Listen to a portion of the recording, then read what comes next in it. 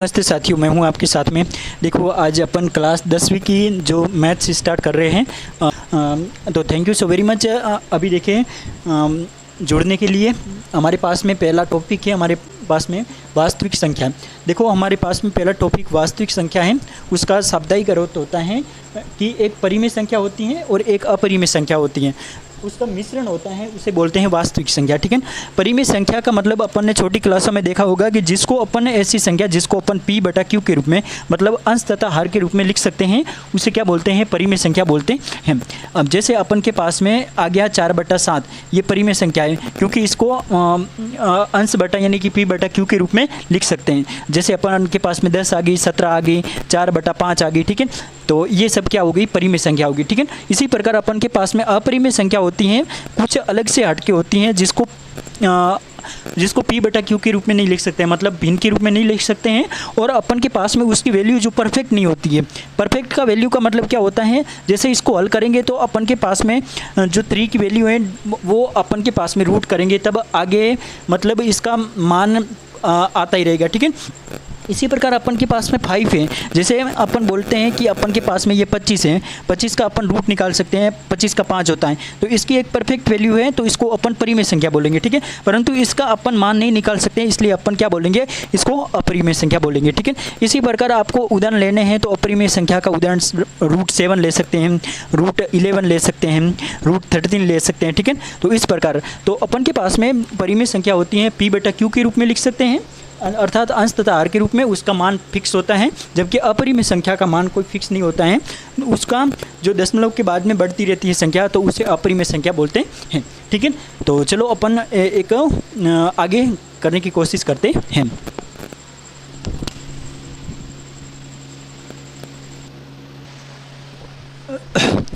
देखो भी, अपन के पास में पहला एग्जाम्पल है और बोल रहे हैं कि संख्याओं 4n का पर विचार कीजिए, जहाँ n एक प्राकृत संख्या है। n प्राकृत संख्या का मतलब क्या हुआ कि अपन के पास में जो n है, प्राकृत का मतलब कहाँ से स्टार्ट होता है? n एक तो होता है पूर्ण संख्या, एक प्राकृत होता है। प्राकृत संख्या एक से स्टार्ट होता है। इस n की वैल्यू क्या हो सकती है? 1 2 3 4 5 6 आगे बढ़ती जाएगी। ठीक है।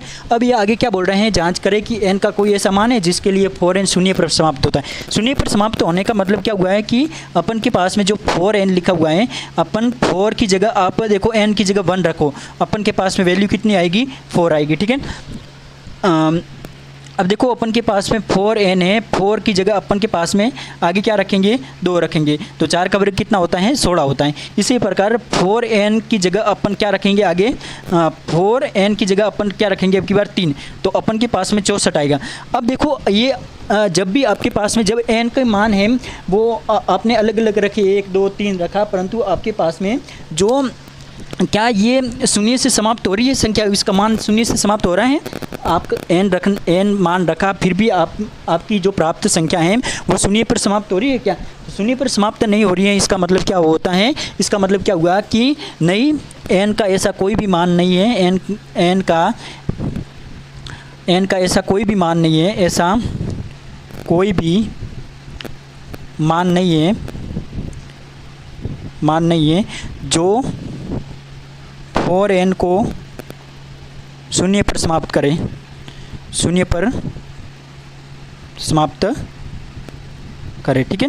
तो बहुत ही बेहतरीन सा प्रश्न था। अपन के पास में n की वैल्यू रखनी थी अलग अलग, हमने 1 2 3 4 रखा, परंतु अपने पास में जो भी संख्या रिजल्ट आउटपुट आया वो अपन के पास में बहुत ही इससे अलग कुछ हटके आ रहा था, यानी कि 4 16 64 आगे भी बढ़ते जाते तो अपन के पास में इकाई अंक पे 0 आने की संभावना नहीं थी। अतः n का कोई भी ऐसा मान नहीं है जो शून्य पर 4n शून्य पर समाप्त होगा। ठीक है।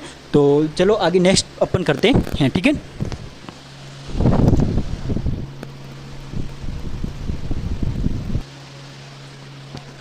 देखो, अपन के पास में ये दूसरा एग्जाम्पल है, उसको क्या बोल रहे हैं कि संख्या 6 और 20 से है, उसका अभाज्य गुणनखंड से आपको HCF तथा LCM निकालना है। देखो, अभाज्य गुणनखंड कैसे करते हैं? जैसे अपन के पास में 6 है तो इसका अभाज्य गुणनखंड चिन्ह ये होता है। ठीक है। और इसी प्रकार अपन के पास में 20 का अभाज्य गुणनखंड करना है तो इस ऐसा होगा। ठीक है।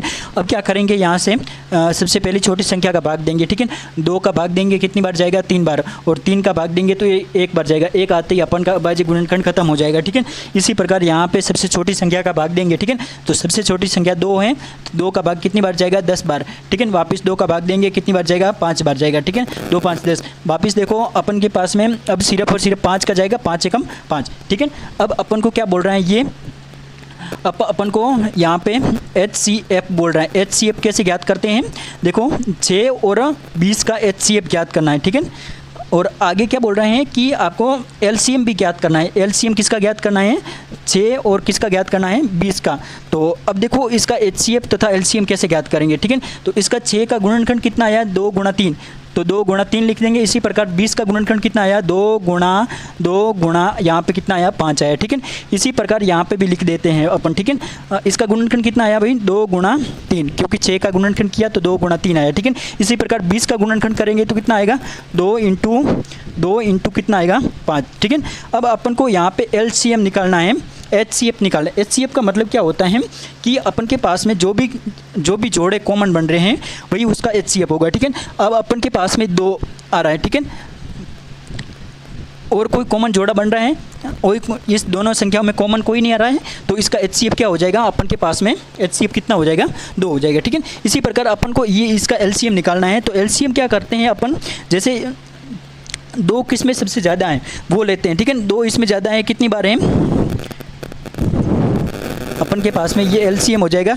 देखो सबसे ज़्यादा संख्या मल्टीप्लाई में कौन सी चीज़ है, 2 है, पर 2 इसमें ज़्यादा है या फिर इसमें ज़्यादा है, तो नीचे वाले में ज़्यादा है तो नीचे वाली संख्या को लेंगे, ठीक है। 2 इंटू 2। अब देखो 3 नहीं है दोनों में तो भी 3 लेना, ठीक है।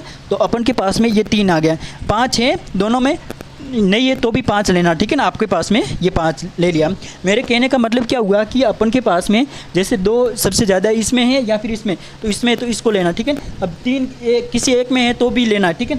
5 किसी एक में है तो भी लेना, ठीक है। अपन के पास में इस सभी का मल्टीप्लाई करेंगे, 5 3 15 15 15 30 30 से कम 30 30 दूनी 60 हो जाएगा, ठीक है। 5 3 15 15 15 30 30 से कम 30 30 दूनी 60 हो जाएगा, ठीक है। तो देखो अपन बहुत सारे LCM और HCF के प्रश्न करेंगे जिसमें आपको LCM तथा HCF कोई दिक्कत नहीं रहेगी, ठीक है। आज की पहली क्लास थी, जिसको भी समझ में जितना भी आया बहुत अच्छा है, ठीक है। तो नेक्स्ट वीडियो मिलते हैं मेरे भाई। Thank you so very much, thank you. और इसी टॉपिक को हम आगे सीरीज पूरा एंड तक करेंगे, ठीक है। तो thank you so very much, thank you.